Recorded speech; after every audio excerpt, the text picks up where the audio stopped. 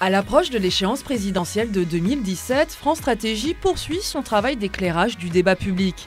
Après une première série de notes sur les grands enjeux de la décennie à venir, une nouvelle série consacrée aux actions critiques prolonge cet exercice sur une quinzaine de questions.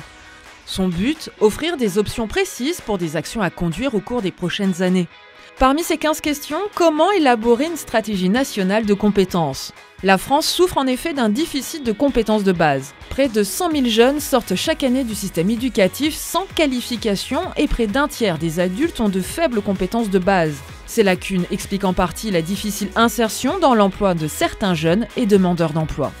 Pour France Stratégie, le principal enjeu est d'améliorer la structuration globale du système de formation en clarifiant le rôle de chacun des acteurs en fonction des objectifs poursuivis.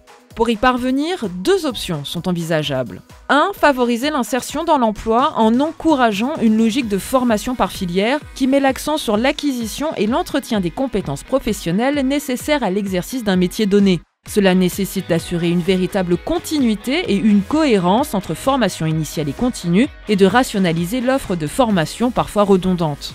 2. Privilégier les compétences génériques pour soutenir la capacité de mobilité professionnelle des individus face aux évolutions incertaines de l'emploi. La professionnalisation passe alors par la formation continue et relève des entreprises qui adaptent les individus à leurs besoins spécifiques. Les adultes disposent d'un droit au retour vers le système éducatif s'ils doivent mettre à niveau leurs compétences génériques.